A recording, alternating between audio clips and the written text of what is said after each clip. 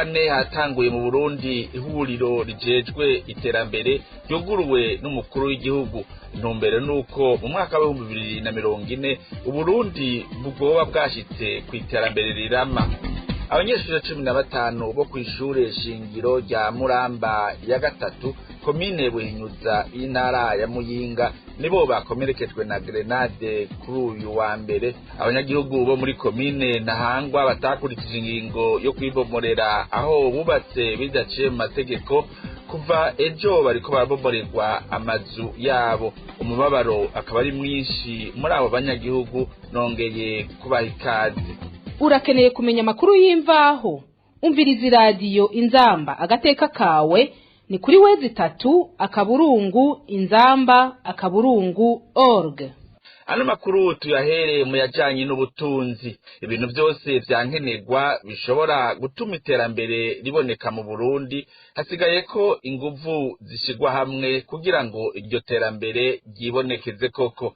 Ivyo vyavuzwe n'umukuru w'igihugu Evariste Ndayishimiye kuri no wa kane mu gihe yariko yugurura icese inama idasanzwe yo kurabira hamwe icokorwa kugira ngo iterambere ryisununure mu gihugu cacu. Muvyo yasavye nuko abategetsi bo kwirinda gusezagura amatungo ya leta. Tumutega amatwi. Le gouvernement du Burundi est fermement engagé dans son combat contre la pauvreté, la participation de tous les citoyens. Leta y'u Burundi iri mu rugamba rwo kurwanya ubukene kugira ngo haboneke iterambere rirama kandi rihurikiyemwo bose. Twifuza ko igihugu c'u Burundi coja mu bihugu biri mu iterambere. Ivyo rero bisaba ko abarundi bose bitanga bagashiramo ingufu zidasanzwe. Turi hamwe twese ntaco tunanira. Muri uwo mugambi umutegetsi wese abwirizwa gutunganya neza akazi ajejwe, akirinda gusesagura amatungo ya leta, kandi agahimiriza abanyagihugu ajejwe ababwira ko nabo nyene bafise uruhara ntangere mu iterambere ry'igihugu. Bizotuma umurundi wese abona ingaruka nziza mu buzima bwiwe bwa misi yose. Ivyo birashoboka cane. Nta mahwa canke inzitizi ziriho zotubuza gushika kuri iryo hangiro. Uravye neza ibikenewe byose turabifise kubera ishaka ry'Imana. Turafise nziza, eka turafise n'ibirere vyiza. Uretse n'ivyo abarundi barafise n'ubwenge bwinshi. Hasigaye ko duhagurukira rimwe kugira ngo dukoreshe iyo ngabire dufise. Inzego zose zibifise mu ruhara zigiye hamwe bizotuma umunyagihugu wese ashobora kubaho neza. Kubera ivyo vyose ni ngombwa ko umwe wese amenya ko iterambere ari igikorwa ciwe. Ni muri iyo ntumbero leta y'u Burundi iriko iraraba ibibazo byose bijanye n'iterambere kugira ngo ishireho politiki irashe ijanye n'ubutunzi bw'igihugu. Visant à assurer la transformation profonde et la modernisation de l'économie nationale. Turamenyeshe ko icivugo c'iyo nama kijanye nuko Uburundi bwoba bwashitse ku iterambere mu mwaka wa 2040. Iyo nama yahuje abahinga n'abandi begwa n'ivy'ubutunzi ngo ikwiye gusuzuma imvo zituma ingingo zifatwa n'umukuru w'igihugu ubwiwe mu vy'ubutunzi n'intwaro ibereye zitaja mu ngiro. Bizigurwa n'urongo ishirahamwe Orcom rigwanya ibiturire n'isesagurwa ry'amatungo ya leta.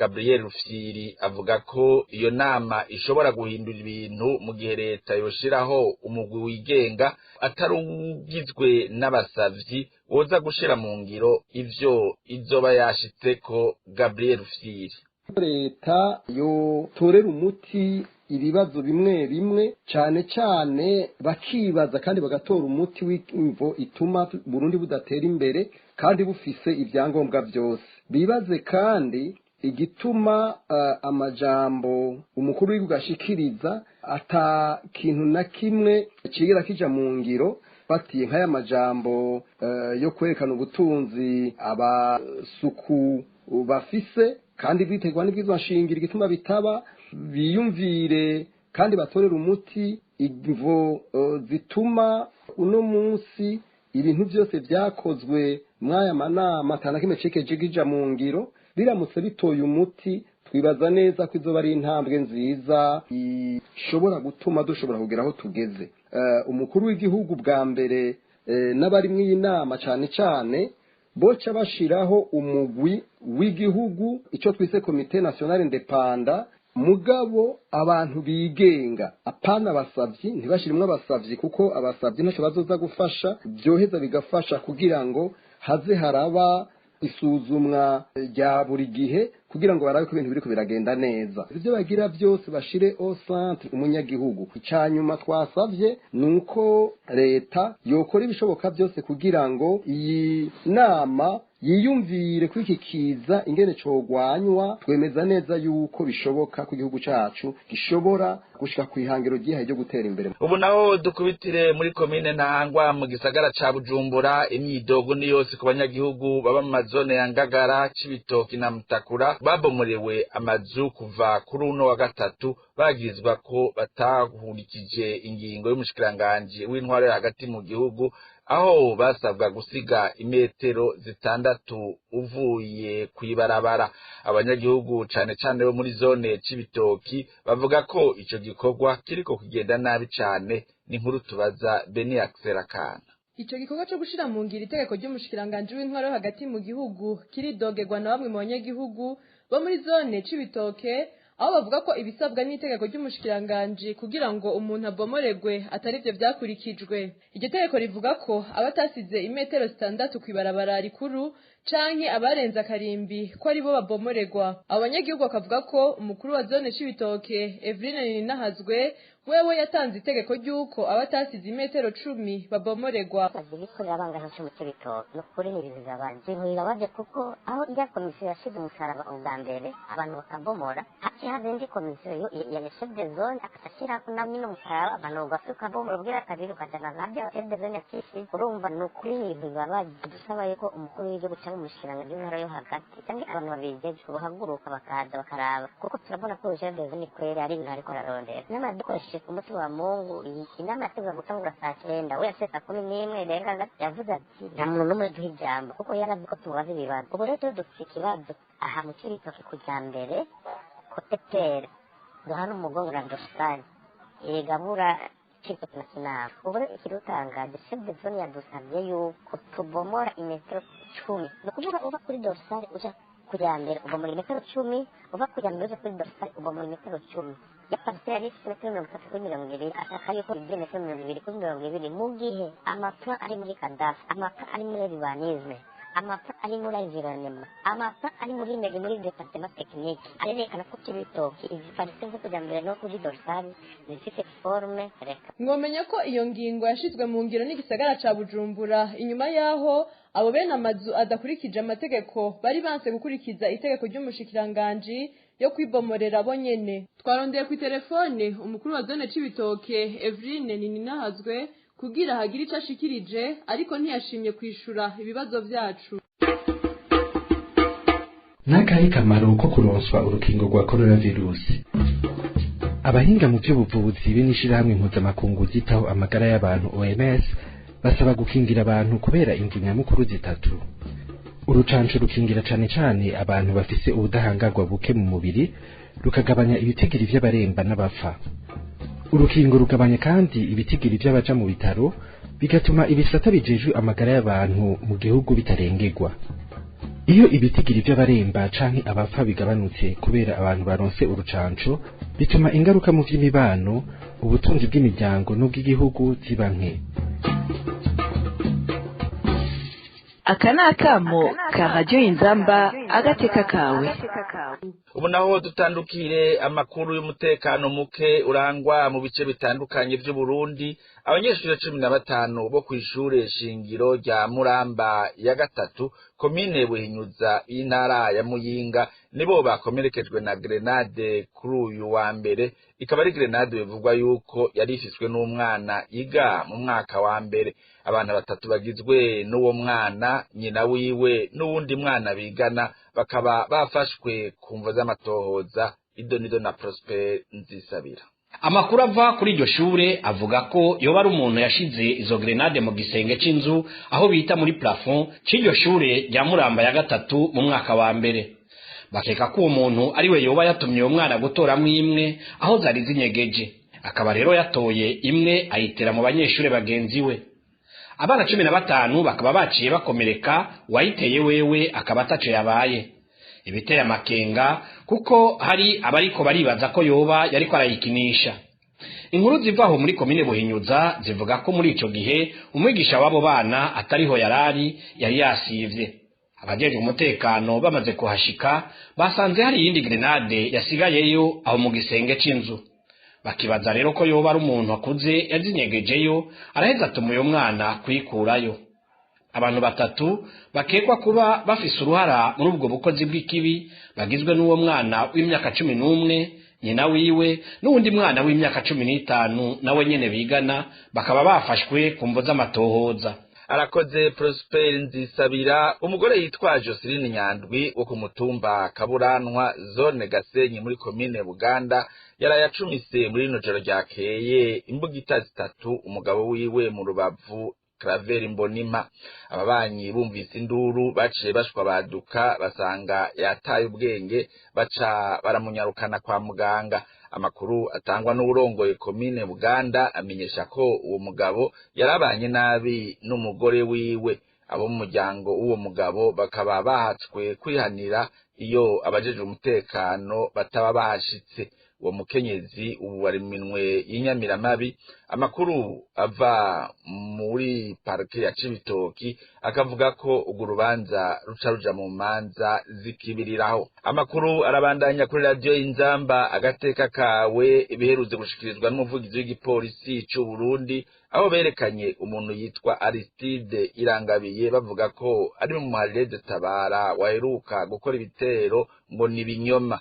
Patrick Nahimana avugira uwo muhari asigura ko Aristide Irangabiye batamuzi namwe mu muhari Tabara, akavuga ko iryo warerementanya ry'umuvugizi w'igipolisi kugira asigura ubwicanyi bukorerwa abarundi n'umugambwe uri ku butegetsi CNDD-FDD. Umviriza Patrick Nahimana n'umuvugizi wa Tabara. Twagomba kubeshuza makuru yaciye ku maradiyo aho Pierre Nkurikiye avuze yuko yafashe inkozi z'ikibi harimo uwitwa Aristide yemerera yuko afise ibigwanisho mu vya Tabara. Twagomba kubibeshuza yuko ivyo atari vyo, ko uwo muntu Aristide atabutuzi, ko twebwe atabantu twatumye baja kwica abarundi b'inzirakarengane.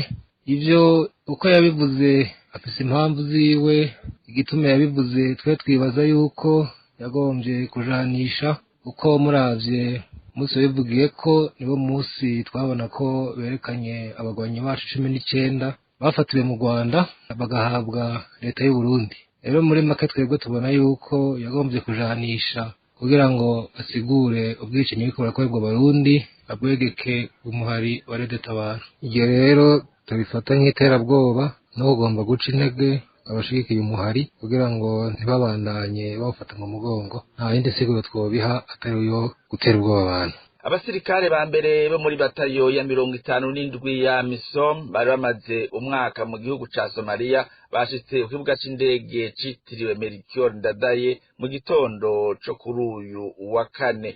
Abasirikare batahutse bavuga ko bashikiye mu bukene budasanzwe kuko baheraniwe agahembo k'amezi arenga 7. Ni nkuru twateguriwe na Parfait Mudasigana.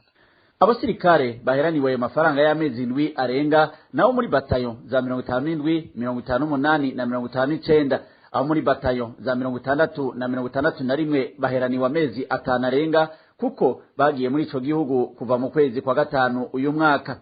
Abo muri batayo ya 55 na 56 nabo naho bamaze kugomborwa baheraniwe ukwezi kurenga kw'imisi mikeya bivanye n'ingene bagiye baragomborwa.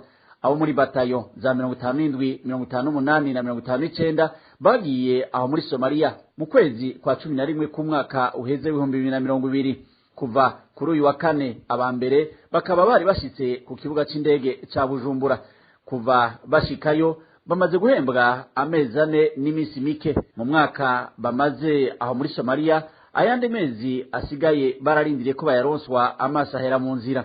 Abasirikare bafite amakenga menshi ko amafaranga yabo yobakoreshwa ukundi na bamwe mu bihangange mu gisirikare, bagasaba ko ababijejwe kubaronsa ayo mafaranga kuko bayabiriye akuya mu guhangana n'abihevyi baba El Shabab. Nubugesera uko dushikiye mu bukene budasanzwe, ubukene bwase bweduheraniwe amezi 7 twese n'iyi minsi nyene irengaho rero tuyiboneye. Ni ikibazo bavye kuva mu mahanga ugira uti wagiye kurondera ubufu bw'abana ugataha gukorera amadeni ubukene aho uzi nuko azoronka itike umushana mu muryango. radiyo inzamba agateka kawe kubera iyo myidogo y'abasirikare b'abarundi bo mu nteko za amisome twagerageje kurondera kuri telefone General de Brigade Telesfor Barandereka arongoye inteko z'abarundi mu gihugu ca Somalia co kimwe na Colonel Olivier Biyereke avugira igisirikare c'u Burundi kugira batanga umuco kuri ivyo birarane vy'agahembo abasirikare bariko barasaba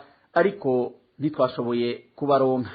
Dusozera ano makuru ku nkuru ivunaguye umunyoro w'imyaka 15 indishi y'akababaro ingana n'imiliyoni 2 z'amafaranga y'amarundi be n'amande y'amafaranga ibihumbi amajana 2 nico gihano umushikiriza manza wa Republika mu ntara ya Kirundo yasabiye ndiyo kubwayo Etienne yahoze arongoye zone ya Murore iri muri commune Busoni mu ntara ya Kirundo aho hari mu rubanza gukibiriraho kuri uyu wa kane aho yagirizwa icaha co gufata ku nguvu umwigeme w'imyaka 16 uyo ndiho kubwayo Etienne rabihakana ngo kuko uyo mwigeme bamufatanye bari bavyumvikanye kandi uwo mwigeme ngo akaba akwije imyaka 18 ufatiye ku myaka y'amavuko isanzwe yanditse kuri karanga muntu yiwe handitswe ko yavutse mu mwaka wa 2003 uwo mwigeme nawe yavuze imbere ya sentare ko abikora kugira ngo arondere amafaranga kandi atari ubwa mbere anabikoze wagirizwa icaha nawe yiyemereye icaha co kurenga ibigo gusa ubwo rubanza rukaba rwagiye mu mwiherero rugazosomwa na sentare mu minsi 8 nino ngaho dushiye dusozerera ano makuru twari twabateguriye turashimiye mwebwe mwese mwari muduteze amatwi Jean Marie ndabashinze nabashikirije ndabaseze ndabifuriza umunsi mwiza.